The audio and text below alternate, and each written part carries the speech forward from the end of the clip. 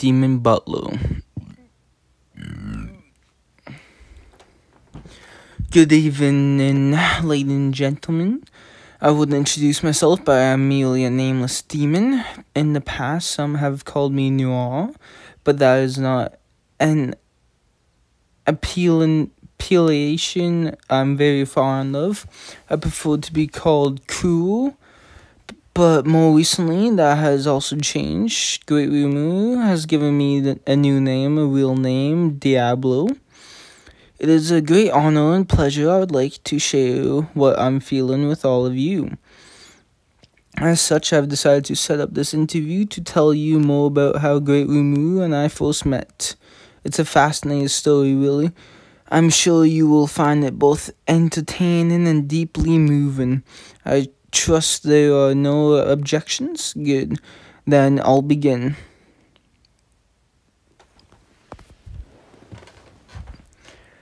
But where should I start? Perhaps with my interest in observing humanity. I find humans absolutely remarkable creatures, you see. The so-called souls are so beautiful and shining like lights in the darkness. That combined with the propensity for strong emotions make them a source of endless fascination for me. Once I was summoned by the minister of a certain kingdom.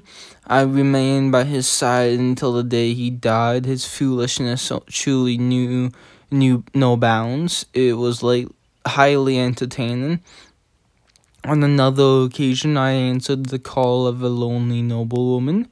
I helped her achieve her ambition to take revenge on those who had wronged her. I also helped a young lad who had dreams of becoming a champion.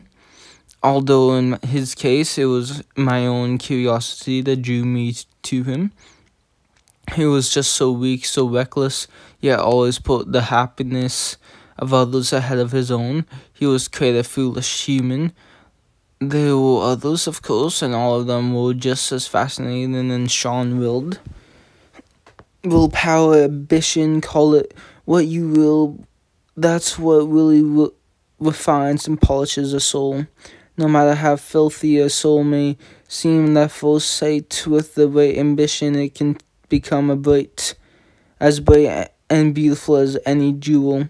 It's that beauty that I admire most about humans. It's why I'm so drawn to those with strong wills. That brings me to one day when I was observing the living world as usual, when I felt it, the whispering of a soul with an intense desire. You will pay, I swear you will pay for this. And as you can imagine, that piqued my interest. Alas, that human was already at death's door. Not that made any difference to me. I simply stated my terms. Aha, is it you who dares to summon me from such a lowly station? That's how I opened the conversation. Most humans are struck dumb with fear just from seeing me appear before them. But this one was different. She stubbornly held on to life long enough to make her plea. If you will grant me my wish, I don't care if you are a demon, I'll gladly give you anything, even my soul. So perhaps please make them pay. It really was a beautiful sight. Getting to witness such a pure and simple request straight from the heart was payment enough for me. Her bright, shining soul had charmed me. Very well, granting your wish will give me something to do at least. We formed our contract and I set about granting her request. This presented me with several problems. Chief among them was my lack of physical body.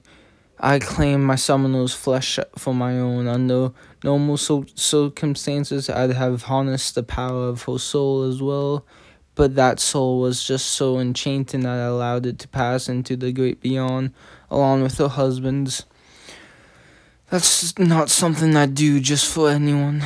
I had to make up the difference by tracking down her attackers and exacting revenge on them. For those of you who don't know, we demons have all kinds of limitations placed on us. Even just observing humanity is no easy feat. We quite literally live in a different worlds, after all, ones that never truly intersect. As such, even as I was unable to keep this world under constant observation, I had to walk within the limits of my archdemon form. I had built up enough power to peek into the living room world, and once that power was used up, repeat the process again. It was a little easier for me than it is for other demons, since I didn't have a fixed location I used as a base. I was free to travel as I saw fit. Likewise, amassing followers never appealed to me. Too much hassle. It was only on very rare occasions that I found someone worthy of making my servant. On the bright side, this meant I didn't have to divide my power amongst others too much. I was able to act more freely than most of my fellow demons, and I must stress that I was an exception to the rule. Once I had my body in order, I made my way to the kingdom's castle, a place filled to the brim with secrets and lies. It was so amusing I could barely keep a straight face, and I got there at just the right time. To put it simply, the request was to defeat a demon that had recently been revived. Even as she died, that desire for revenge had never faltered. Revenge on whom, you may ask? As it happens, there were several targets, all of them present in that place. All of them were demons too. It's not hard to imagine that they were responsible for killing my erstwhile summoner. And the one behind it all occupied the very upper echelon of the kingdom's court. The knights who made such a show of clamoring for this demon to be defeated were in fact demons themselves. Can you imagine the hypocrisy of it all? From there, granting my summoner's wish would be a simple matter. I'd defeat each and every demon there, until one of them agreed to take me to the leader. There were some bona fide human knights among the crowd, but I wasn't about to waste time showing them mercy. If they met their end at my hands, so be it. If they'd really been paying attention, they'd have noticed there was something off about those superiors sooner. So in a way, anything that happens to them would be their own fault. Fair enough. That went not only for the knights, but also for the many adventurers who'd assembled there. If anybody dared to get in my way, I'd deal with them accordingly. But then, do you intend to slaughter everyone here to find the demon? A lone adventurer stepped forward to confront me. Her name was Shizu Izawa. Shizu and her friends. I understand, alas, I've had very few opportunities to refer to her by that name. At that time, I assumed she was just another human with more bravado than sense. So, true to original intention, I attempted to eliminate her. My attitude was the very height of arrogance.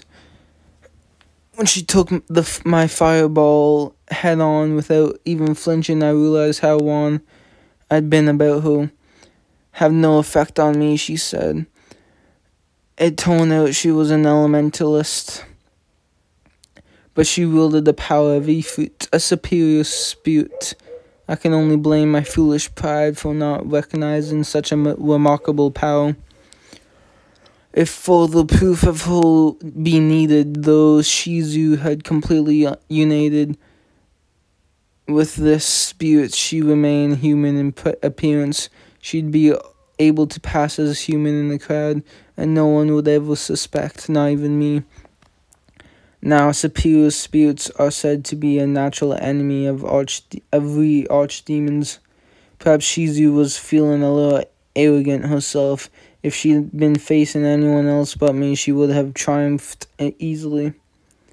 But I knew I'd have no trouble matching her in combat. The difference in our strengths was just too great. I had to augment my body with a little magic to keep up, that was all. That proved to be just the handicap I needed. Our battle was the most fun I had had in a long time. I knew it would be stimulating to say the least, but this went beyond my expectations. Even honored me with one of her infernal flame attacks. That's the kind of skill that would overwhelm a normal human body.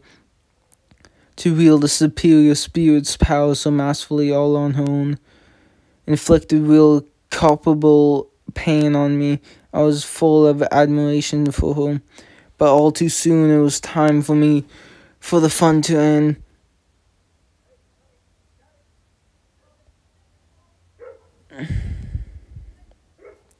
The longer the battle dragged on, the more power I'd consumed. And I wasn't about to leave without doing what I had came to do. So I decided to get serious and bring the fight to an end. One final shake to my opponent out of her misery. That's what I had planned, but that's not what had happened. Imagine my surprise when Shizu's mask reflected my own power back at me. It had been a while since I'd experienced pain, but several thousand years since I'd been truly shocked like that. I felt older by far than even me, though countless eons it had remained at the same universal constant, as dramatic as this sounds. It was something that absolutely should not exist in this world. The way I see it, time is an arrow moving ever forward toward oblivion. It can be slowed, even stopped, but never reversed. The accumulated time anyone object can possess cannot exceed the length of its own existence. That seemed like common sense to me. But this mask was different. Had my understanding of time been flawed? It was simply that the mass was an outlier in irregularity. How had she come by such an object? I was fascinated beyond my words. I allowed Shizu to live and withdrew, but that was only the beginning.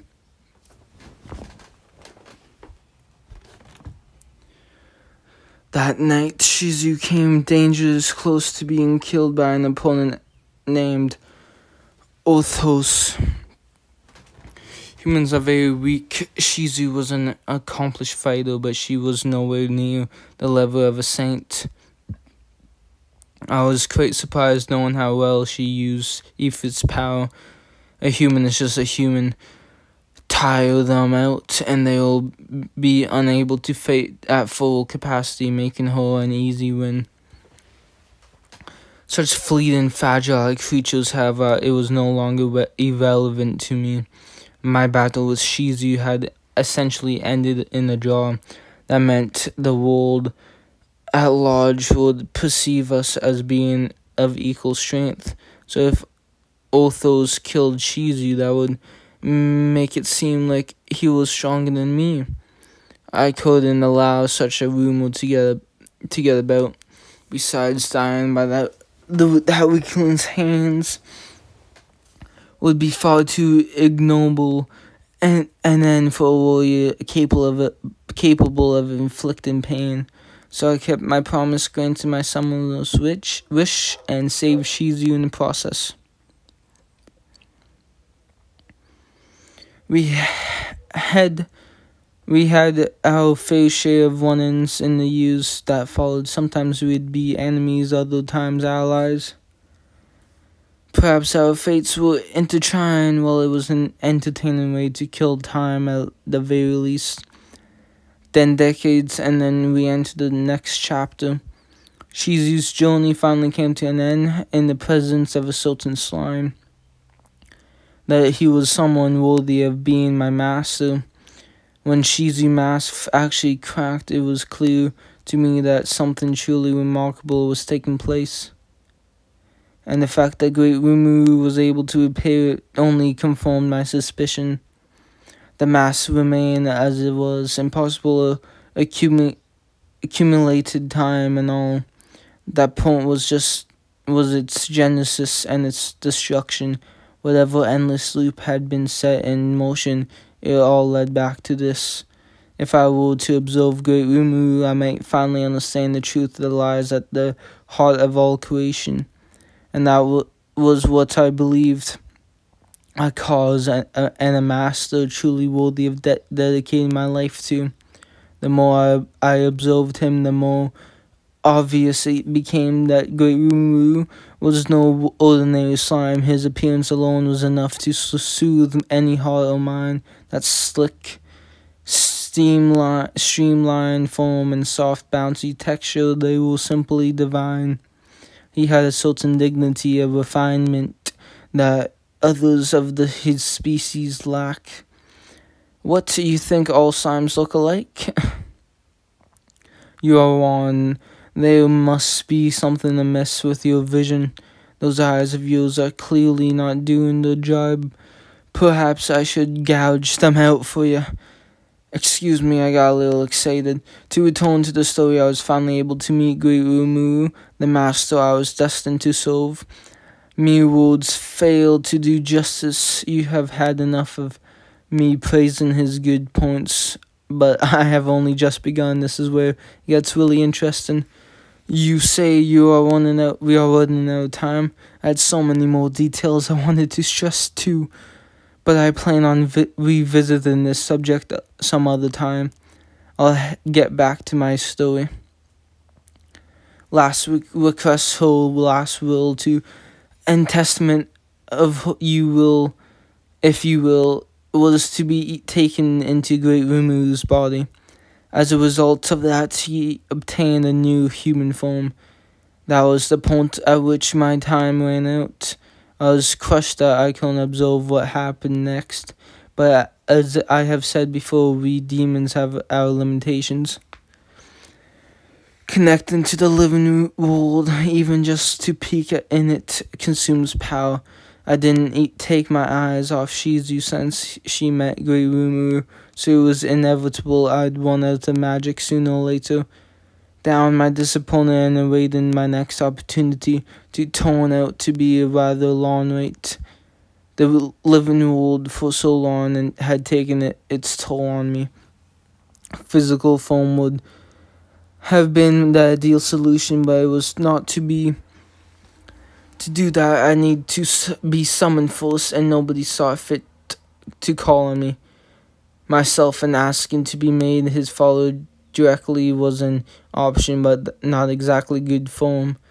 And even for me, a move that bold would consume more of my power than I was willing to risk. If anything went wrong, my connection to the living world would be severed for a long, long time. Thing to do was wait to be summoned while building up my power. I did perform a summoning sometime later, but I missed my chance. That was my punishment for taking such a passive, offhand attitude towards things. One of my descendants answered that call instead. It took me a while to get over that. Thinking about it now, if I had been summoned back then, I would have become a mere follower of Ramirez. So perhaps it's for the best that it turned out to the way it did. From then on, I remained vigilant and tried my best to be patient. My chance came when Great Rumu performed the summoning as part of his ascension to becoming a demon lord. This is something that could be considered a rite of passage or a trap to weed out the unworthy. During the transformation, the formative demon lord falls into a deep slumber and is left defenseless. In need of a protector, Great Rimuru sacrificed 20,000 bodies to summon over 1,000 greater demons. However, could I pass up such an opportunity? That was when I manifested under my own power and claimed my reward.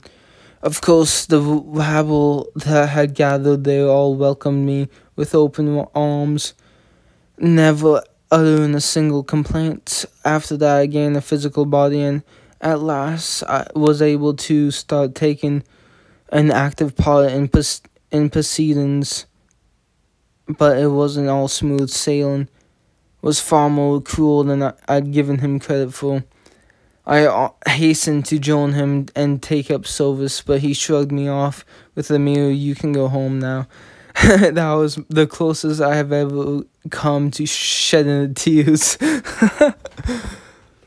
Rengar was able to smooth things over, and I was welcomed into the fold after all. I will always be grateful to Rengar for that. It is a kindness I will never forget. And so I was given a name and officially became Great Rimuru's faithful servant. Don't say a word. I can tell how jealous you are, and here's something else to drive you wild with envy. In my capacity as his personal attendant, I am able to converse with Great Rimuru on everyday matters. I feel that we are becoming closer every single day. You don't care, please. There's no need to hide it. Let me delight you with some of the things he and I have discussed. We clearly have very different ideas of what constitutes as a valuable use of our time. How curious. Are we really out of time already? Good grief. You're playing your just fiending but lack of interest to make me want to tell you even more, aren't you? A naive strategy, but I'll let it slide and give you what you want. Oh, that will have to wait for another day. Farewell for now. I look forward to our next interview. Well then.